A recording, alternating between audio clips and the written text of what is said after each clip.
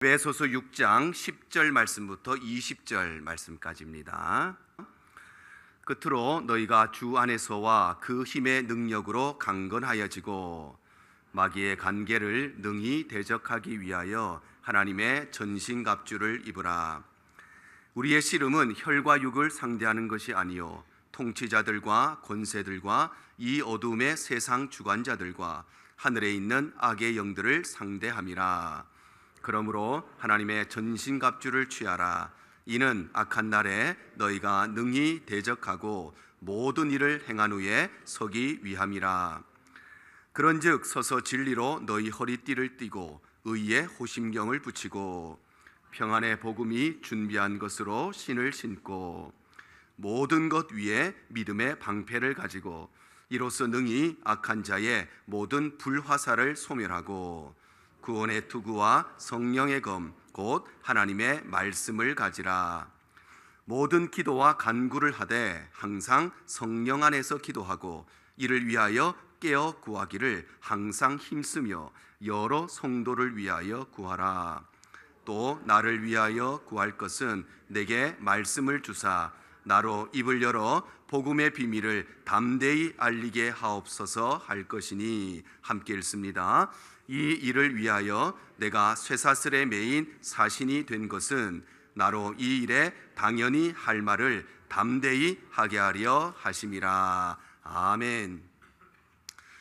오늘 10월의 첫째 주일 예배 자리에 오신 우리 모든 성도님들 주님 이름으로 환영하고 축복합니다. 우리 구원 한 달간도 하나님께서 은혜 주셔서 우리가 또 믿음 가운데 살아가게 하시고 또 새로운 10월의 한 달을 허락해 주셨습니다. 10월 한 달도 우리가 은혜 붙들고 살아가는 한 달 되기를 원하면서 우리 옆에 분 보시면서 우리 10월 첫째 주인데 우리 10월 한 달도 승리하세요. 이렇게 한번 인사 한번 하실까요? 10월 한 달도 승리하시기 바랍니다. 10월 한 달도 승리하시는 귀한 한 달 되시기를 축복합니다. 바울 사도는 복음의 대서사신 이 에베소서의 말씀을 통해서 성경이 우리에게 말씀하시는 복음의 원리를 둘의 원리를 통해서 설명을 하십니다.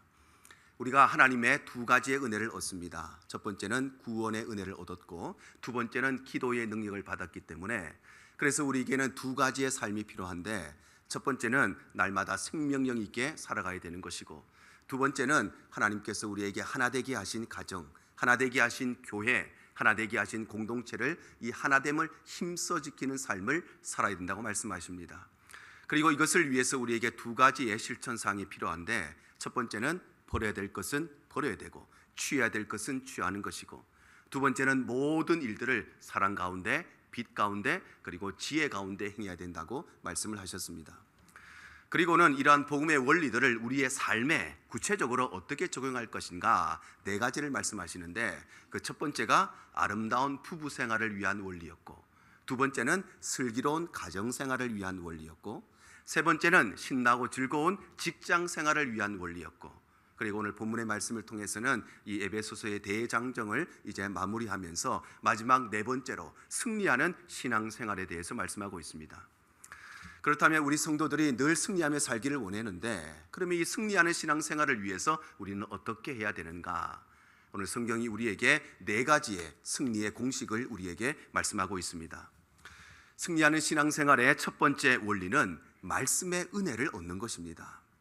오늘 10절 하반절에 이렇게 말씀을 하십니다. 너희가 주 안에서와 그 힘의 능력으로 강건하여지고 이렇게 말씀하죠. 여기 나오는 그 힘의 능력이라고 하는 것은 다름 아니라 말씀의 능력을 의미하는 것입니다. 왜냐하면 하나님께서는 말씀을 통해서 이 세상의 모든 만물을 창조하신 것처럼 하나님의 능력은 우리에게 어떤 신비한 일을 통해서 하나님의 능력이 나타나는 것이 아니라 하나님의 능력은 말씀의 능력을 통해서 우리에게 임하시기 때문입니다.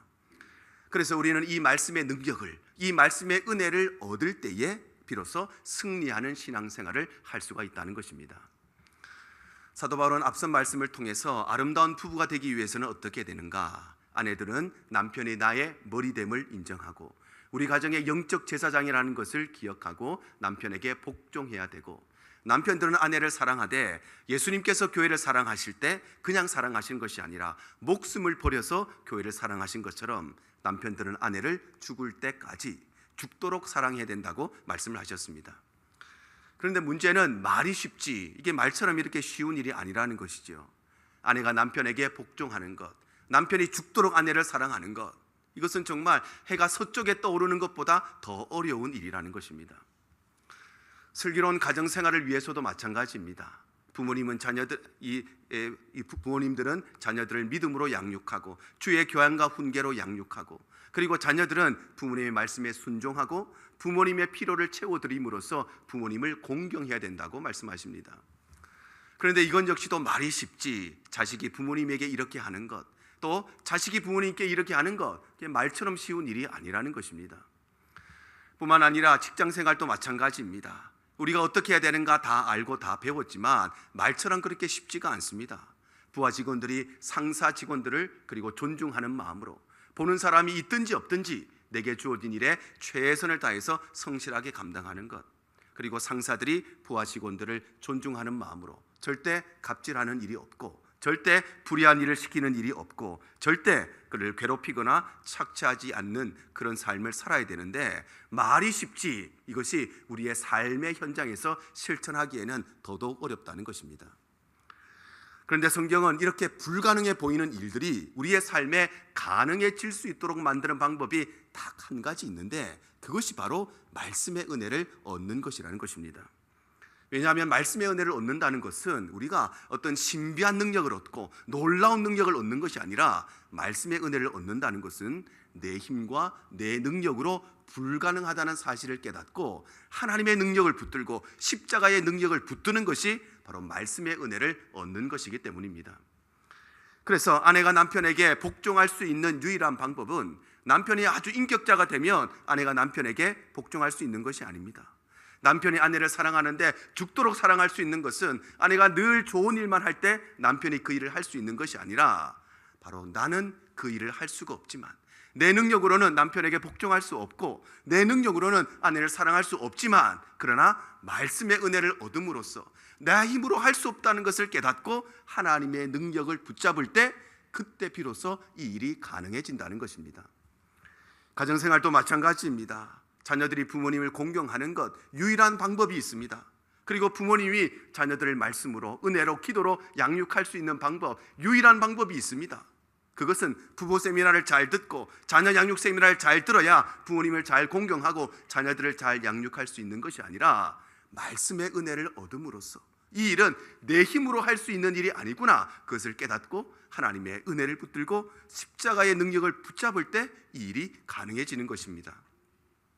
직장생활도 마찬가지입니다. 부하 직원들이 상사 직원들에게 순종하는 유일한 방법은, 그리고 상사들이 부하 직원들을 존중할 수 있는 유일한 방법은, 월급을 많이 주면 부하 직원들이 그렇게 할 수 있는 것이 아니라, 회사가 크게 성장하면 상사들이 그렇게 할 수 있는 것이 아니라, 말씀의 은혜를 얻음으로써 상사를 존중하는 것, 부하 직원들을 존중하는 것, 내 힘과 내 능력으로는 불가능하다는 것을 깨닫고 하나님의 능력을 붙잡을 때 비로소 이 일이 가능해지는 것입니다.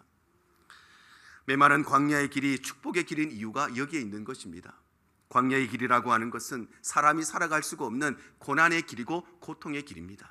그런데 그 길이 고난의 길이기 때문에, 그 길이 고통의 길이기 때문에, 그래서 광야의 길에 들어서면 누구라도 내 힘으로 이 길을 걸어갈 수가 없다는 것을 깨닫게 되고, 그래서 하나님의 능력을 붙들고 십자가의 능력을 붙들기 때문에 비록 광야의 길은 고통의 길이지만 그 길은 우리에게 축복의 길이 되는 것입니다.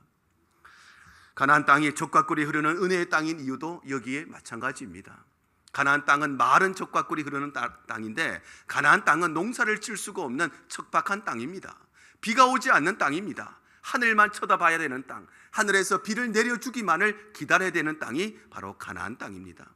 그래서 그 땅은 극한의 땅이기 때문에, 척박한 땅이기 때문에, 그래서 가나안 땅에 들어가는 사람, 모든 사람은 하늘만 쳐다보고 있을 수밖에 없기 때문에, 하나님을 향해서 비를 내려달라고 부르짖을 수밖에 없기 때문에, 그래서 가나안 땅은 우리에게 젖과 꿀이 흐르는 땅이고, 그래서 가나안 땅은 척박한 땅이지만 우리에게 은혜의 땅이 되는 것입니다.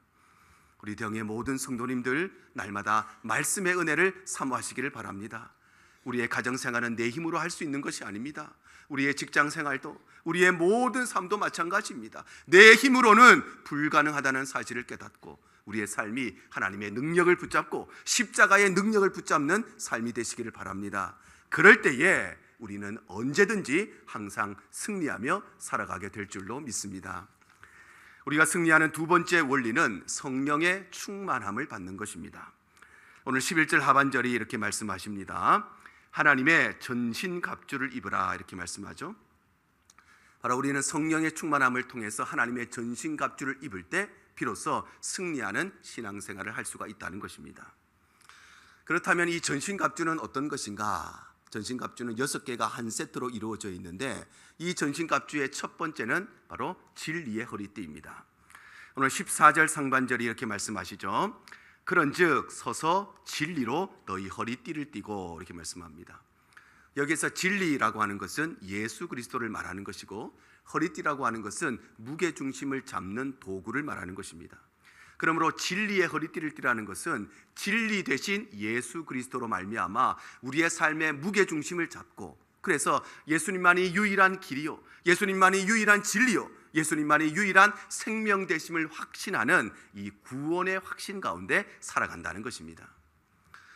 그런가 하면 전신갑주의 두 번째는 의의 호심경입니다. 자, 오늘 14절 하반절입니다. 의의 호심경을 붙이고, 이렇게 말씀하죠. 호심경이라고 하는 것은 오늘날에 마치 이 방탄조끼와 같이 우리 몸에서 가장 중요한 심장을 보호하기 위해서 겉옷 속에 덧대어 붙이는 호신용 보호대를 말하는 것입니다. 그러므로 의의 호심경을 붙인다고 하는 것은 우리가 구원받는 것, 우리가 은혜 받는 것은 나의 의를 통해서 받는 것이 아니라 예수 그리스도의 의를 통해서만 구원받는다고 하는 이 복음의 진리 가운데 살아가는 것, 그것이 바로 의의 호심경을 가지는 것입니다. 뿐만 아니라 세 번째는 평안의 복음의 신발입니다. 오늘 15절이죠. 평안의 복음이 준비한 것으로 신을 신고, 여기에 평안의 복음의 신발이라고 하는 것은 평안과 복음이라고 하는 두 가지의 재료를 통해서 만들어진 신발을 말합니다. 그래서 평안의 복음의 신발을 신는다고 하는 것은 우리는 때때로 사망의 음침한 골짜기를 걸어갈 때가 있습니다. 우리의 인생길에는 가시밭길이 있습니다. 우리의 인생길에는 돌짝밭이 있습니다.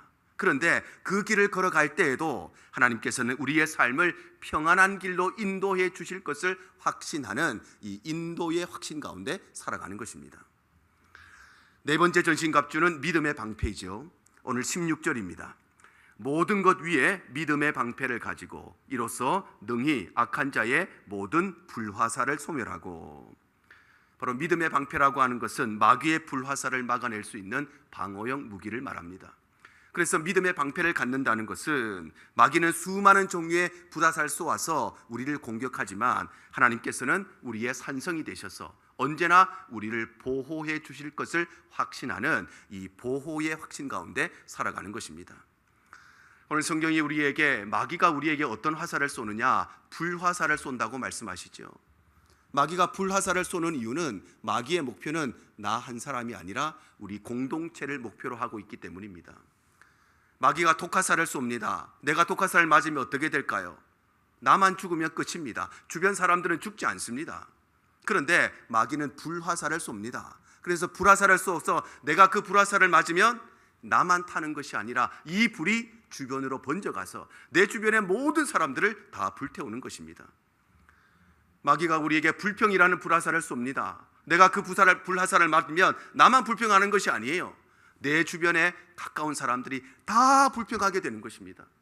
마귀가 우리에게 원망이라는 화살을 쏩니다.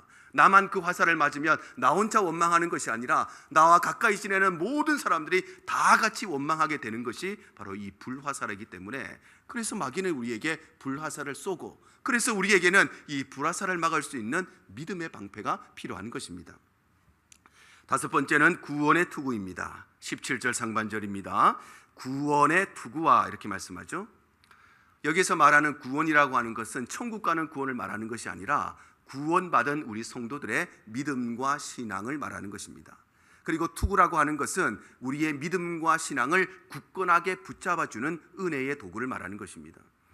그러므로 구원의 투구를 쓴다고 하는 것은 우리의 신앙은 늘 이리저리 흔들릴 수밖에 없지만 우리의 삶에 사건이 있고 우리의 삶에 일들이 있으면 우리의 믿음은 늘 흔들리지만 하나님께서는 우리의 믿음을 언제나 굳건하게 붙잡아 주실 것을 확신하는 이 은혜의 확신 가운데 살아가는 것입니다. 마지막 여섯 번째가 성령의 검이죠. 오늘 17절 하반절입니다. 성령의 검 곧 하나님의 말씀을 가지라. 바로 성령의 검은 무엇인가? 하나님의 말씀을 의미하는 것입니다.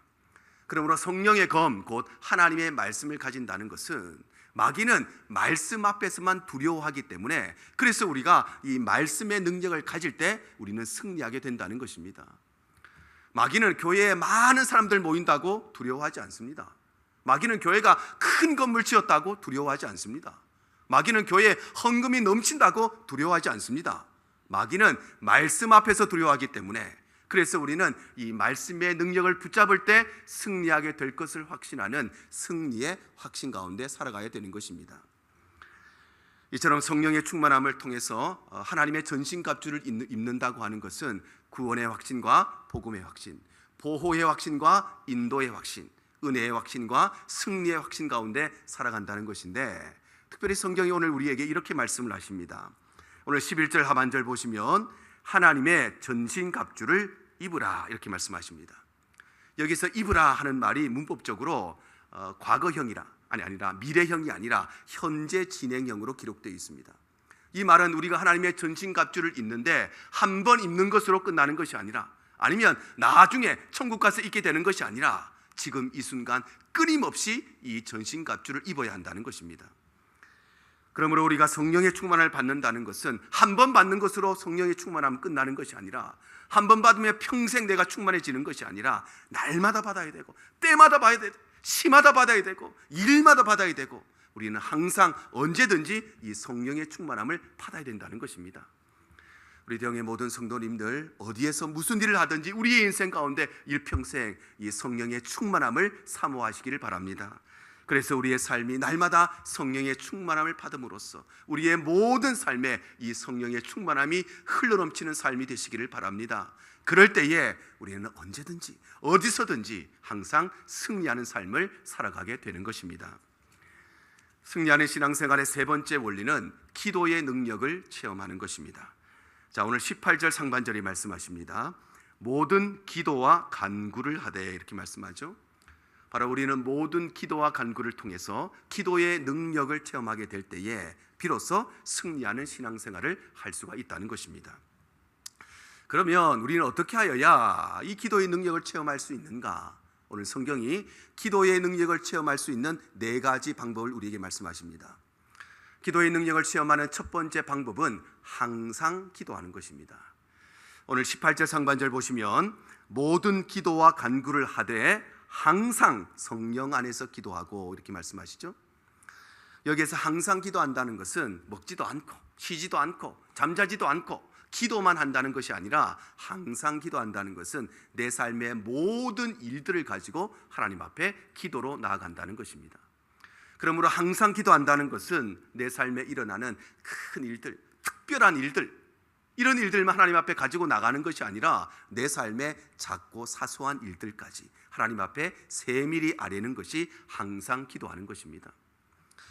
우리는 때때로 우리의 삶에 특별한 일이 생기면 우리의 삶에 큰 일이 생기고 급박한 일이 생기면 내 힘으로는 도저히 해결이 안 되는 일이 생기면 그때는 하나님 앞에 나와서 기도하지만 그런데 우리의 삶에 아주 작은 일들 아주 사소한 일들 내 힘으로 충분히 해결할 수 있을 것 같은 일에는 기도하지 아니하고 내 지혜와 내 판단으로 행동하고 기도하지 아니하고 내 힘과 내 능력으로 이 일을 행할 때가 많이 있는 것입니다. 그러나 하나님께서는 우리를 불꽃 같은 눈동자로 지키시고 보호하시는 분이시고 하나님 우리의 머리털까지도 세시는 분이시기 때문에 그래서 우리는 항상 모든 일을 통해서 하나님 앞에 세밀히 아릴 때에 비로소 우리는 기도의 능력을 체험하게 되는 것입니다. 기도의 능력을 체험하는 두 번째 방법은 성령 안에서 기도하는 것입니다. 오늘 18절 중반절 보시면 성령 안에서 기도하고 이렇게 말씀하죠.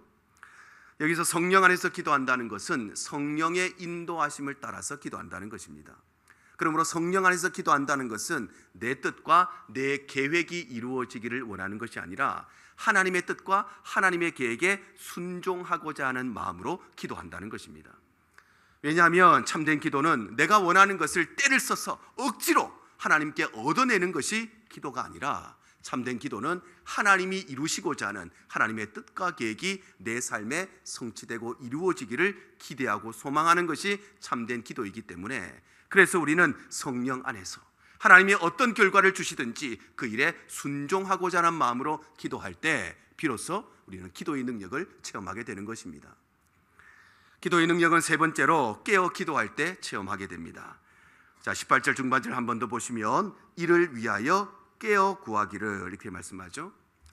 여기에 깨어라고 하는 말이 나오는데, 이 깨어라고 하는 말은 단순히 잠을 자지 않고 눈을 뜨고 있고 깨어 있는 상태를 말하는 것이 아니라, 여기 깨어라고 하는 말은 마치 전쟁터에 나가 있는 군인이 적군의 동태를 살피기 위해서 정신을 바짝 차리고 신경을 곤두세우고 눈을 부릅뜨고 지켜보고 있는 상황이 바로 이 깨어라는 말의 의미입니다.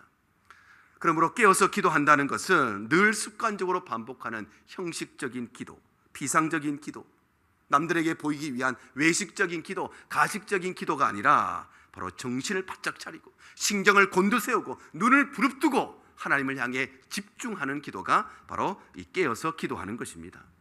왜냐하면 기도는 하나님과의 인격적인 교제이기 때문에, 그래서 우리가 기도할 때에 하나님께 집중하여 기도할 때 우리는 비로소 기도의 능력을 체험하게 되는 것입니다. 마지막 네 번째 방법은 힘써 기도하는 것입니다. 자, 18절 하반절 보시면 구하기를 항상 힘쓰며 이렇게 말씀하죠. 여기서 힘써 기도한다는 것은 말 그대로 최선을 다해서, 열심을 다하여서, 우리의 마음과 뜻과 정성을 다하여서 기도한다는 것입니다. 그러므로 힘써 기도한다는 것은 기도를 내 삶의 최우선 순위에 두고, 그래서 간절한 마음을 가지고 절절한 마음을 가지고 진실되게 하나님 앞에 기도한다는 것입니다. 왜냐하면 우리가 기도의 능력을 체험하지 못하는 이유는 기도하지 않기 때문이 아니라, 기도가 우리의 삶의 최우선 순위가 아니기 때문입니다. 우리는 적어도 밥 먹을 때 하루 3번 이상 기도하지 않습니까? 그 이상 기도하는데, 그런데 왜 우리가 기도의 능력을 체험하지 못하느냐? 우리의 기도가 우리의 삶의 최우선 순위가 아니라 늘 시간이 없다는 핑계대고 늘 바쁘다는 것을 변명대고, 기도는 시간이 남아 돌아야만 하는 것이 우리의 기도가 되어버렸기 때문입니다. 우리가 기도하지 않는 이유는 바빠서가 아닙니다. 기도하지 않는 이유는 시간이 없어서가 아닙니다. 기도하지 않는 이유는 첫 번째, 기도의 능력을 모르기 때문이고, 두 번째, 기도하지 않는 이유는 아직 안 급하기 때문에 그렇습니다. 여러분, 정말 급한 일이 있어 보십시오. 어떻게 엎드리지 않을 수가 있습니까? 정말 급한 일이 있어 보십시오. 잠잘 시간이 어디에 있습니까? 자다가도 벌떡 일어나 엎드리게 되는 것입니다. 우리가 왜 기도하지 않느냐? 기도의 능력도 알지 못하고 우리의 삶에 아직까지 급박하지 않기 때문에 그래서 기도하지 않는 것입니다. 우리 등의 모든 성도님들 언제나 기도의 능력을 사모하시기를 바랍니다. 그래서 우리의 삶이 이 기도와 간구를 통하여서 날마다 기도의 능력이 우리의 삶에 체험되어지기를 축복합니다. 그럴 때에 우리는 언제든지 어디에서든지 무슨 일을 하든지 항상 승리하며 살아가게 되는 것입니다. 승리하는 신앙생활의 네 번째 원리는 전도의 기쁨을 누리는 것입니다. 자, 오늘 19절 하반절 보시면 나로 입을 열어 복음의 비밀을 담대히 알리게 하옵소서 이렇게 말씀하죠. 바로 우리는 복음의 비밀을 담대히 알림으로써 전도의 기쁨을 누릴 때에 비로소 우리는 승리하는 신앙생활을 할 수가 있는 것입니다. 우리 인간은 열매를 통해서 기쁨과 행복을 얻는 존재입니다. 그래서 공부하는 학생이 공부하는 것이 아무리 힘들어도 기꺼이 그 수고를 감당함으로써 좋은 성적이라고 하는 열매를 얻게 되고, 운동선수들이 운동하는 것이 그렇게 괴로워도 그러나 그것을 기꺼이 감당함으로써 금메달이라고 하는 열매를 얻게 되는 것처럼, 우리 성도들은 하나님의 말씀의 은혜를 얻고 성령의 충만함을 받고 기도의 능력을 체험하게 될 때 우리는 전도의 기쁨을 누리게 되는 것입니다. 이처럼 전도의 기쁨은 승리하는 신앙생활의 최종적인 열매이기 때문에, 그래서 우리가 전도의 기쁨을 누리지 못하는 것은 죽도록 공부하고서도 거기에 합당한 열매를 맺지 못하는 것과 똑같은 것이고, 그렇게 수고하고 그렇게 노력하고도 그에 상응하는 열매를 얻지 못하는 것과 똑같은 것입니다. 여러분, 세상에서 가장 좋은 선물은 어떤 선물일까요? 세상에서 가장 좋은 선물은 가장 비싸고 가장 화려하고 그리고 가장 진귀한 선물이 아니라 지금 그 사람에게 가장 필요한 것이 가장 좋은 선물입니다. 그래서 물에 빠진 사람에게 가장 좋은 선물은 금과 은과 보화가 아니라 지금 그 사람에게 가장 필요한 구명조끼가 그 사람에게 가장 좋은 선물인 것입니다. 물에 빠진 사람에게 금이 무슨 소용입니까? 물에 떠밀려가는 사람에게 보화가 무슨 소용입니까? 그에게 가장 좋은 선물은 그의 생명을 지키는 지금 그에게 필요한 구명조끼를 던져주는 것입니다.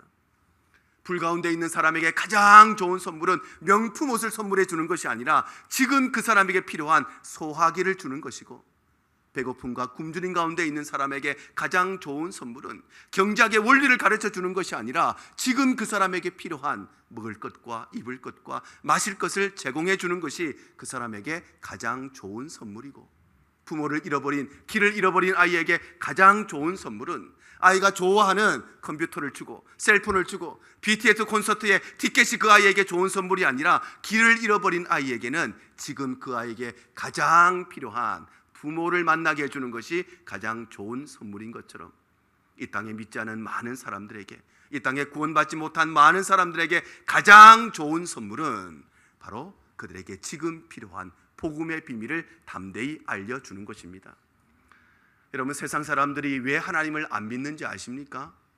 세상 사람들이 하나님을 안 믿는 이유는 하나님이 없기 때문에 하나님을 안 믿는 것이 아니라 하나님의 존재에 대해서 말해주는 사람이 없기 때문에 그래서 믿지 않는 것입니다. 여러분, 세상 사람들이 구원받지 못한 이유가 뭔지 아십니까? 가족들 가운데, 우리 친지들 가운데 아직까지 구원의 은혜를 얻지 못한 이유가 무엇인지 아십니까?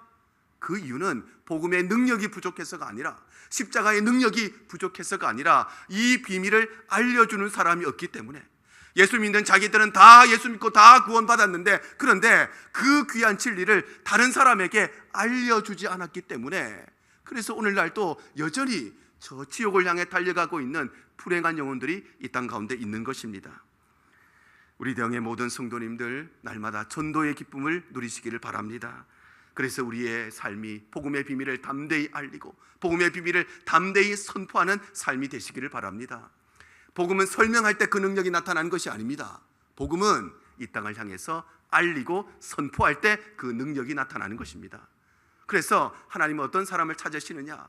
복음에 대해서 아주 논리적으로 설명할 수 있는 사람, 성경을 잘 알아서 성경 퀴즈 대회만 1등 하는 사람, 그런 사람을 찾으시는 것이 아니라 하나님께서는 바로 십자가의 복음, 우리는 죄인이지만 예수 그리스도를 통해서 구원받는 이 유일한 진리를 알리고 선포하는 사람을 찾으시는 것입니다. 그래서 우리가 이 전도의 기쁨을 누리게 될 때에 우리는 언제든지 어디서든지 무엇을 하든지 어떤 상황 가운데 있든지 항상 승리하며 살아가게 되는 것입니다. 이와 같이 오늘 성경이 우리에게 승리하는 신앙생활의 4가지 원리를 말씀하십니다. 첫 번째로 우리는 내 힘으로는 할 수 없다는 것을 고백하고 하나님의 은혜를 받아야 되고, 두 번째는 바로 성령의 충만함을 받아야 되고, 세 번째는 기도의 능력을 체험하고 이를 통해서 우리는 전도의 기쁨을 누려야 하는 것입니다. 그래서 우리는 말씀의 은혜를 사모할 때 바로 성령의 충만함을 받습니다. 성령의 충만함을 받을 때 우리는 기도의 능력을 체험하게 됩니다. 그래서 기도의 능력을 체험할 때 전도의 기쁨을 누리게 됩니다. 전도의 기쁨을 누릴 때 우리는 승리하는 신앙생활을 할 수 있기 때문에 그 첫걸음은 바로 우리가 하나님의 말씀을 사모하는 마음으로, 하나님의 말씀을 기대하는 마음으로, 오늘도 내 삶을 향한 하나님의 음성을 기대하는 마음으로 하나님 앞에 나오는 것이 승리하는 신앙생활의 첫 번째 발걸음인 것입니다. 그래서 우리는 믿음을 새롭게 하고 우리 신앙에 일깨우는 이 영적 각성 집회를 한 주 앞으로 다가왔습니다. 우리 모든 성도님들이 은혜의 갈급한 심령을 가지고 말씀에 대한 목마른 심령을 가지고 하나님 앞에 나올 때 하나님께서 반드시 말씀의 은혜를 주시고 성령의 충만함을 주시고 기도의 능력을 체험하게 하실 뿐만 아니라 여전히 믿지 않은 많은 영혼들, 영원히 죽어가는 많은 영혼들, 한때는 열심히 신앙생활하고 열심히 봉사했지만 믿음을 잃어버린 영혼들, 방황하고 있는 영혼들, 교회 가운데 있기는 하지만 구원의 기쁨을 잃어버린 영혼들, 신앙의 즐거움을 잃어버린 영혼들, 함께 우리가 초청하여서 함께 말씀의 은혜를 누리는 귀한 집회가 되기를 바랍니다. 그래서 승리하는 신앙생활이란 승리하는 교회 생활을 말하는 것이 아닙니다.